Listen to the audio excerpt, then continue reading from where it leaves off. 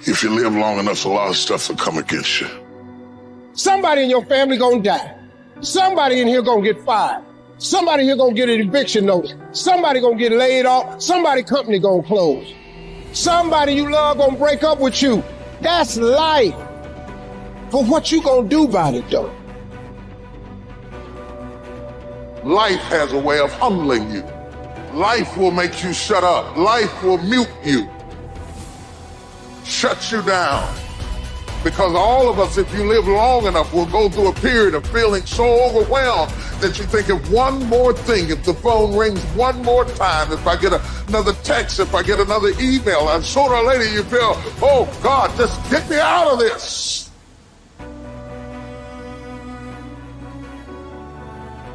If somebody came and knocked you down, boom, and ain't nothing you can do about it. But if I come back a week later and you're still on the ground, we got a problem.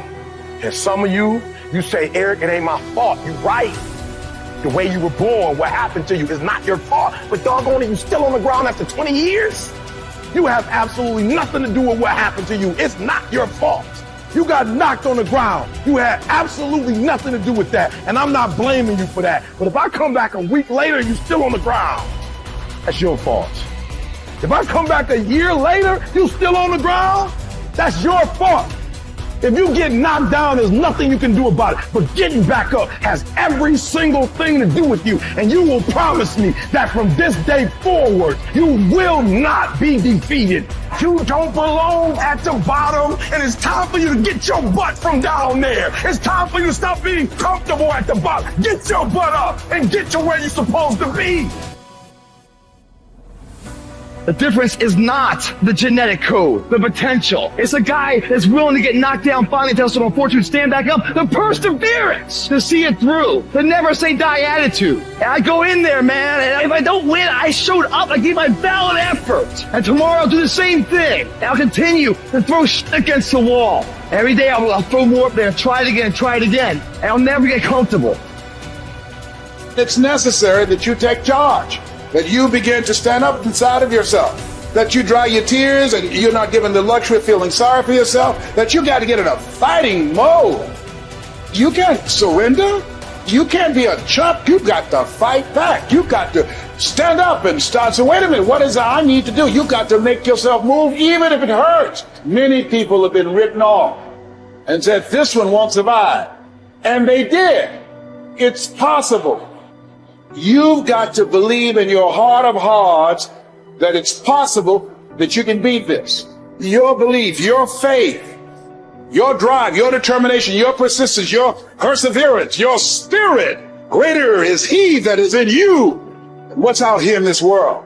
So you've got to decide, you've got to say, it's possible that I can beat this. And it's necessary that I do this. In spite of the pain and the conditions, you've got to mobilize your mind and your spirit. There's nothing as powerful. It's a made-up mind. You want affirmation, look yourself in the mirror and say, I think I can. I think I can. I think I can. I know I can. You're built to walk uphill. And when you reach the pinnacle of the hill, you want to stop and appreciate the vision, but the next thing you want is a higher hill in the distance, because it's the uphill climb that it's from the uphill climb that we derive our value. And I mean this technically. So almost all the positive emotion we feel, especially the emotion that fills us with enthusiasm, and that's to be filled with the Spirit of God, by the way, because that's what enthusiasm means. That's experienced in relationship to a goal. And so in some sense, and this is part of the religious enterprise, you want a goal that you can never attain. Right? So you can always move closer to the goal that recedes as you move towards it. You think, well, that's frustrating. It's like Sisyphus pushing the rock uphill. But it's not, because as you pursue that goal, you put yourself together and your life does get better and richer and more abundant. And that's why the highest levels of virtue and goal are in some sense transcendent. You want them to be above everything you're doing so you can continually move towards something that's more sublime and better. That's what you are. You're here to live, not to sleep. And the problem with the vision of Mai Tais on the beach is that, well, first of all, that's a vision of drug-induced unconsciousness. Second, it's only going to work for about a week. Third, you're going to be a laughingstock in a month and depressed and aimless and goalless. You want a horizon of ever expanding possibility. And so it does happen to people because they've staked their soul on the attainment of an instrumental goal. And it can be a pretty high order goal, but then you think, well, now I'm there. Now what? Well, the answer can't be, well, I'm going to live in the lap of luxury and never have to leave the what do you want to be? A giant infant with a gold bottle? You never have to do anything but lay in your back and suck. It's like, well, you see the problem with that as a conceptualization. It's no, you want to be like an active warrior moving uphill with your sword in hand, and that's dynamic, that's exciting, and that's why so many young men disappear into video games. That's all acted out in the video game. So they have to act that out in their own life. Not that I despise video games, because I don't, but they're not a substitute for life. They might be good training under some conditions for life. See, as human beings, why?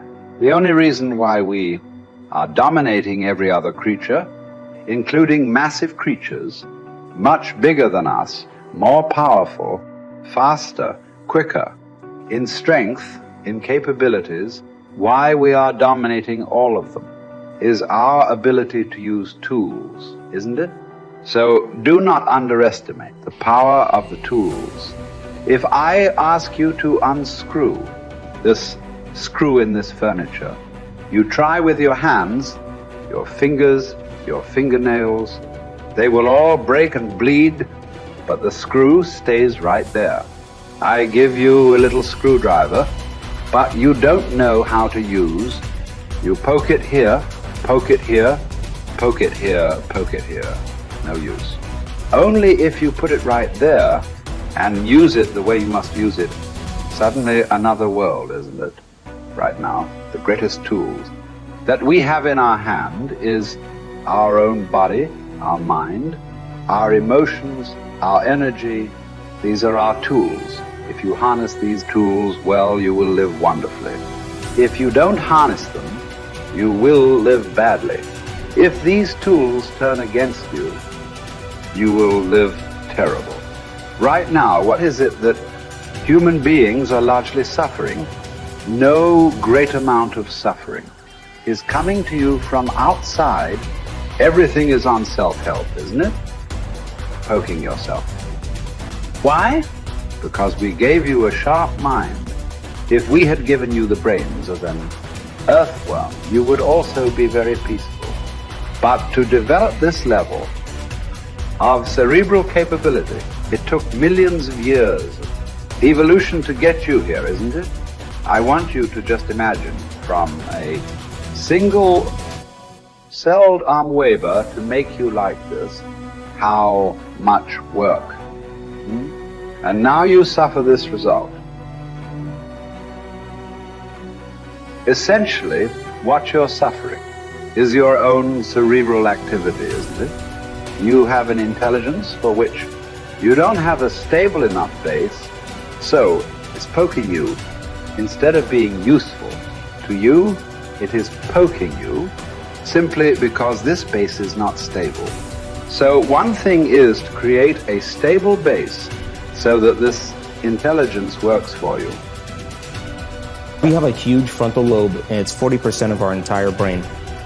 And most people, when they have a thought, they just think that that's the truth. And I think one of my greatest realizations in my own journey was just because you have a thought doesn't necessarily mean it's true. So if you think 60 to 70,000 thoughts in one day, and we do, and 90% of those thoughts are the same thoughts as the day before, and you believe that your thoughts have something to do with your destiny, your life's not going to change very much, because the same thought leads to the same choice leads to the same behavior creates the same experience, and the same experience produces the same emotion. And so then the act of becoming conscious of this process to begin to become more aware of how you think, how you act, and how you feel.